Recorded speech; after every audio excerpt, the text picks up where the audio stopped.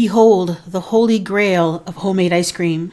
No churn vanilla soft serve. Let's see what's cooking. Let's get the facts. Let's see what's cooking. It's time for Yo-Yo Max 12. Hello everyone. First thing you're going to need are some vanilla pods, some vanilla beans. The recipe asks for one. The ones I had, in my opinion, were on the small side, so I'm using 2. Plus, I really like vanilla flavor. So you split it lengthways with a knife, and then you scrape out the insides, which are the little vanilla seeds, with a sharp knife, and just scrape them out and put them in a pot. Now, what to do with these empty vanilla husks? You can put this in sugar to make vanilla sugar. And in my case, what I do is I'm going to put them in my vanilla bottle. This is my homemade vanilla. It's vodka and vanilla pods, basically all it is. And I always have this in my cupboard. I've had it for many, many years. I just keep replenishing it. And so I'm putting those scraped out vanilla pods in there, and then I'm going to put the lid on and give it a shake. Now, if you want to make your own vanilla at home, it's so easy. And I'll provide a link at the end of this video if you want to see how to make your own. So in a medium-sized saucepan, and right now the heat is not on, you have your vanilla seeds. You put a half a cup of sugar, a 1/4 teaspoon of salt, a 1/4 teaspoon of xantham gum, and I'll put information about that in the description box. 1.5 cups of heavy whipping cream, a 1/4 cup of half and half or milk. I'm using half and half. 1/3 of a cup of light corn syrup, and then 1 tablespoon of bourbon. I'm using rye whiskey here because that's what I had in the house, and I'm not sure if that's for flavor or if it helps with the soft serve process. I'm not sure about that. Then you're going to put the heat on low, and you're beginning to whisk this constantly over low heat. And basically all you're doing is mixing it so that the corn syrup and the white sugar dissolves into the milk and the cream. You're not going to heat this hot.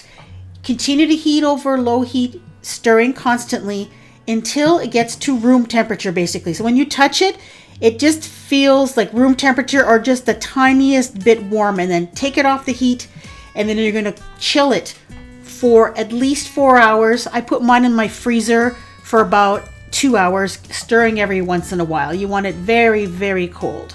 Now, using electric mixer, you're going to beat this mixture. I'm using a whisk attachment in my KitchenAid. Now you're going to beat this until thick enough to fall in ribbons when you lift the beaters. That's what the recipe says. Takes about 2 minutes, about that. So as you can see, I'm going to lift this up, and you can see it's falling off in a ribbon, but not a super thick ribbon. So I beat it for just a few more seconds longer, and then I tried it again, and you'll see that you have a really nice big thick ribbons that come down.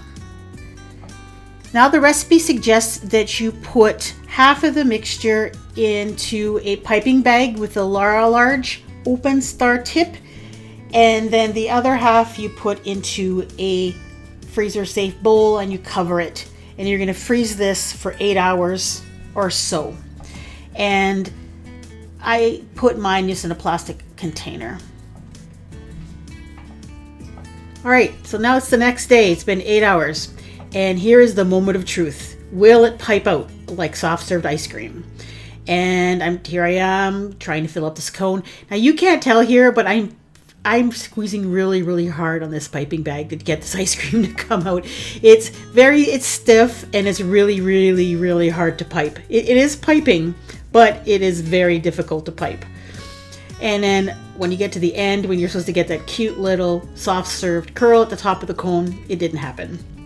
Here it is in the bowl. So what I'm going to suggest is forget about the piping bag. Just scoop it like you would into a cone or into a bowl, like you can see here.